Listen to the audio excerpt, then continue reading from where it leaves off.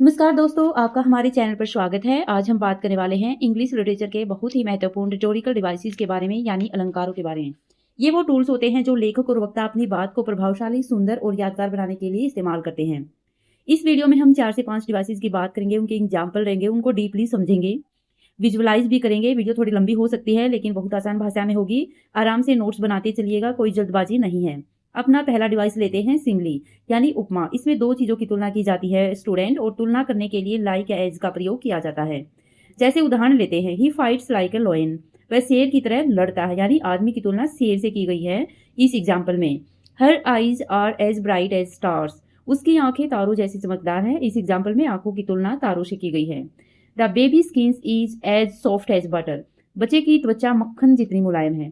इस एग्जाम्पल में बच्चों की स्किन की तुलना बच्चे से की गई है, मक्खन से की गई है, सॉरी। आई होप आपको यह डिवाइस आसानी से समझ में आ गया होगा। अब चलते हैं नेक्स्ट की तरफ, मेटाफर यानी कि रूपक। मेटाफर में भी तुलना होती है, लेकिन यहाँ लाइक या एज नहीं लगता है, सीधी तुलना होती है। एक चीज को दूसरी चीज डायरेक्ट कह दिया जाता है। चलिए उदाहरण से समझते हैं। जैसे टाइम इज मनी, समय पैसा है, यानी समय को डायरेक्ट ही पैसा बोल दिया गया है।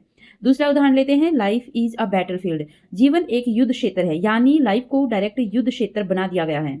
अब एक और उदाहरण लेते हैं, उससे समझते हैं अच्छे से।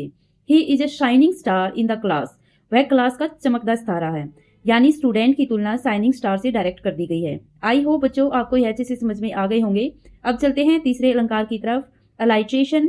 अलाइट्रेशन में एक ही लाइन में कई शब्दों की शुरुआत एक ही अक्षर या ध्वनि से होती है।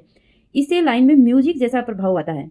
जैसे उदाहरण से समझते हैं, Peter Piper picked a pack of pickled papers, यानी कि आपको समझ में आ ही गया होगा। अगर हिंदी में बात करें तो पीटर पाइपर ने अचार वाले मिर्च चुने।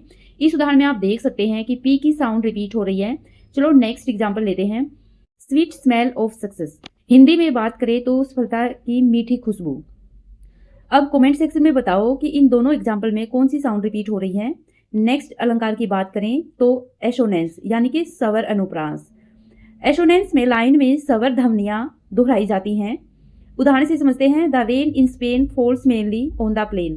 स्पेन में बारिश मुख्य रूप से मैदान पर गिरती है। रेन स्पेन मेनली में ए आई साउंड आ रही है बार बार। गो एंड मो द लॉन, इस उदाहरण में जाओ और लॉन काटो।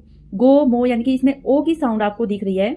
नेक्स्ट उदाहरण की बात करें तो fleet feet sweep by sleeping geese, तेज पैर सोते हुए हंसों के पास से गुजरे, इसकी हिंदी ये बनती है, और इसमें ई की साउंड बार बार आ रही है। सो गाइज, इस तरह से हमने 4 डिवाइस रिवाइज किए हैं, डीपली इनको किया है। आई होप आपको समझ में आ गया होगा। एक दो बार इस वीडियो को देखोगे आपको अच्छे से समझ में आ जाएगा।